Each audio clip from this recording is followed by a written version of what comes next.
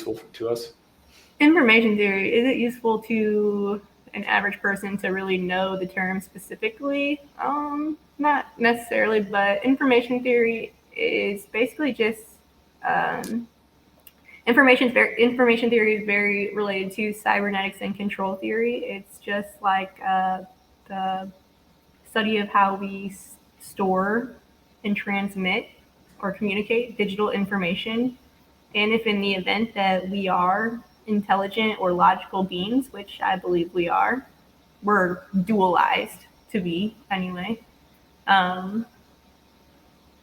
then information theory is kind of, or cybernetics and control theory would be like the study of like social control. Really, it's like how clearly are we like communicating our messages or our ideas to people so that we are achieving the outcomes that we want, essentially. And likewise, how much are we communicating those messages into our systems?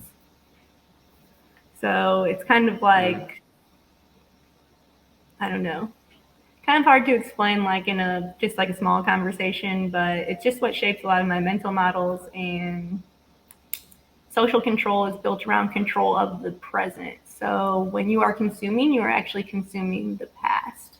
Someone else created that in the present, and now they've like basically moved on to creating more in the future, essentially. And that's kind of how network effects take place. So the people at the top of the Pareto scale, they kind of just are more faster acting than the rest of us. And wow. I mean, so how do you reconcile that with like living in like all we have is the present? You know, that's like a popular thing too. Like we're always living in the present. All there is the present. That's like it's kind of true. It's like the present, it's all like relative. It's like everyone is living in their relative present. However, the structure of control is like emerges from that relativity. So it's like if you're always consuming, basically you're going to be like very low on the information hierarchy. That's just how it is. Interesting.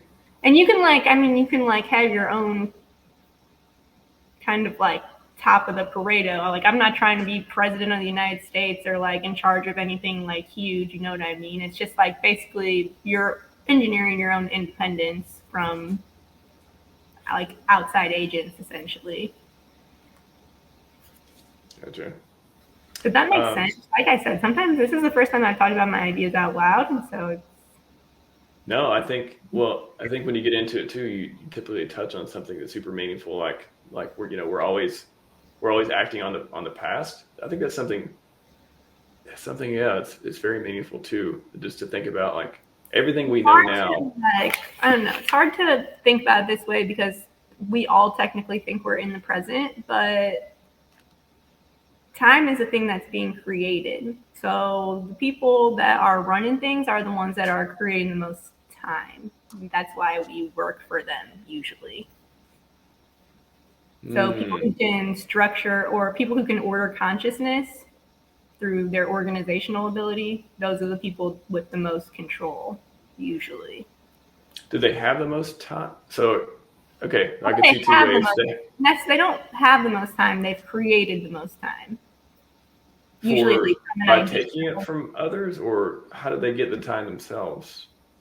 Well, have you heard Naval say that money is like credits and debits of other people's time? Yes, yeah. That's what I was going to say that, but I thought you may be going a different direction. Okay. So what the people, essentially, like someone has come up with a solution that has been accepted by the collective. And since they've been able to assimilate it, the collective is relying on this solution.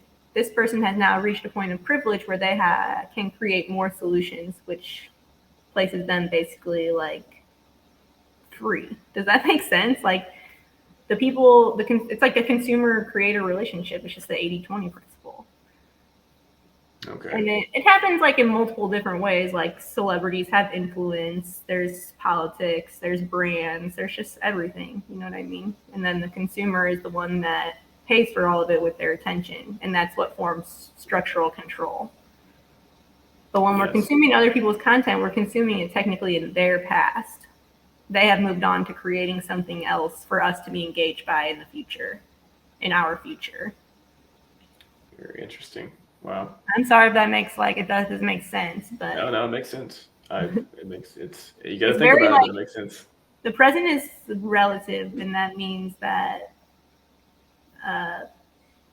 what was I gonna say? Sorry, I messed up. The present is like a relative, which means like technically we're living like behind people in front of us in a hierarchy.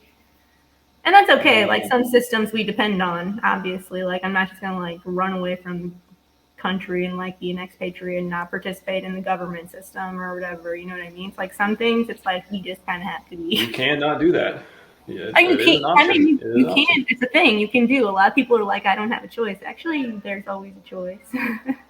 Even not making a decision is a choice. Yeah.